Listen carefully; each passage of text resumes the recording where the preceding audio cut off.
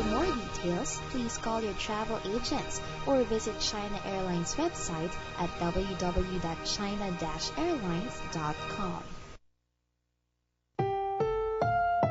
This program is rated PG. It contains themes and scenes which may not be suitable for very young audiences. Parental guidance is advised. Be advised that the views and opinions of the hosts and guests do not reflect those of the station.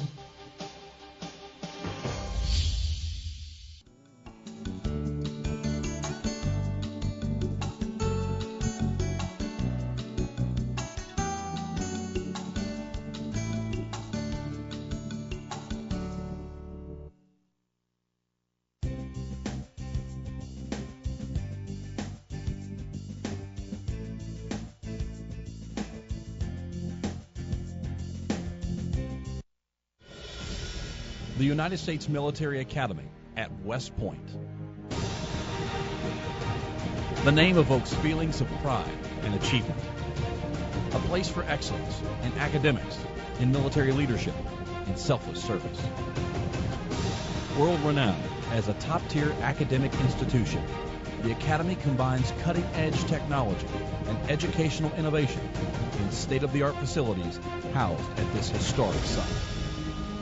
Both past and present, the long gray line is full of warrior scholars who are dedicated to the nation and serve a cause higher than themselves. The core curriculum at the Academy stresses the fundamentals of engineering and military leadership, but cadets can choose from among more than 40 subjects for their majors, including computer science, information technology, foreign languages, and economics. All of this to go along with 20 different engineering degrees. Fitness. It's a key component for every Army officer. So naturally, the Academy places a high value on physical training. So whether it's competing in one of the 29 intercollegiate club sports, participating in intramurals, or representing the black and gold in one of the Army's 25 NCAA teams, every cadet is an athlete. Even for those who come here prepared to face a challenge, the road to becoming an Army officer is a demanding one, and it should be. Because, at a moment's notice, Army soldiers can be deployed throughout the world to serve in areas of unrest and conflict.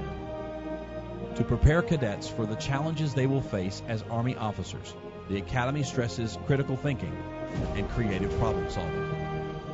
Cadets are not taught what to think, they are taught how to think, so that when they emerge as Army officers, they will be soldier scholars, prepared for the extraordinary responsibility faced by leaders of character in service to our nation.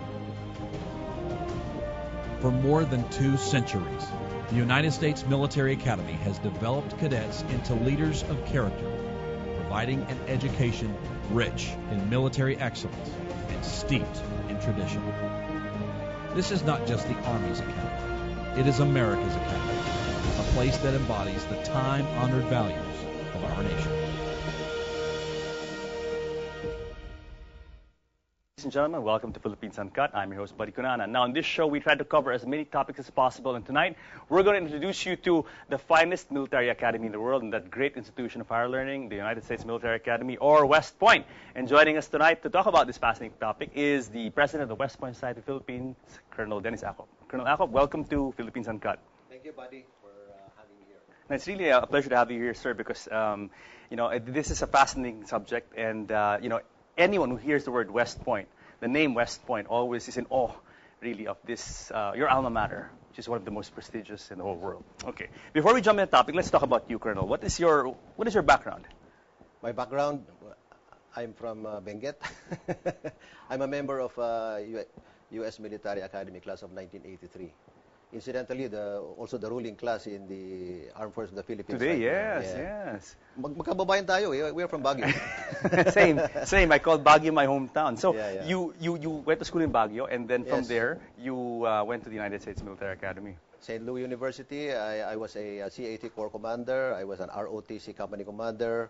SLU, basically under the Philippine Constabulary. So probably no surprise that when I graduated from West Point, pagbalik ko dito, I was they said that I had a choice between Army and PC. So I didn't know anything about the Army, so I chose the PC.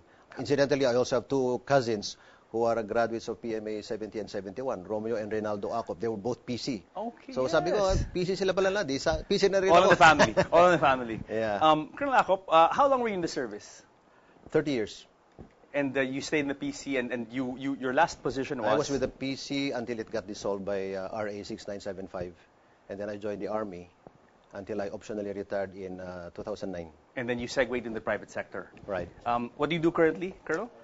I now work for Wyeth Nutrition. We are now part of the Nestle Group. Oh, very nice. I head security and business continuity for Wyeth Nutrition in the Philippines. Prior to that, we were Wyeth Pharma. We became Pfizer Pharma, and now Wyeth Nutrition. Excellent, excellent. How are you enjoying civilian life?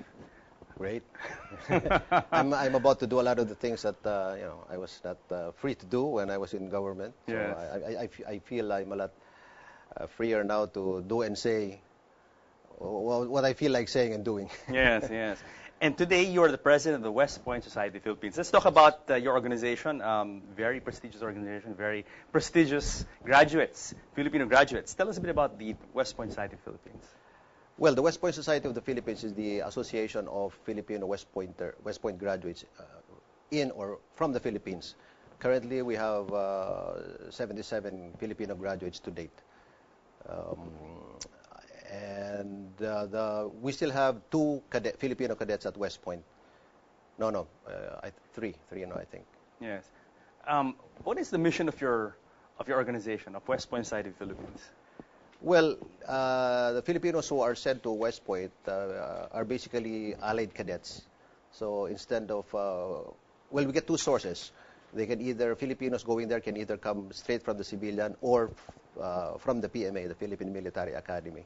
So if they are chosen, then they spend their cadetship at the academy, and then when they graduate, they are required to render return service of a minimum of 8 years service with the government, because the requirement is 2 years of service for every year of scholarship. Okay, and you're there for 4 years.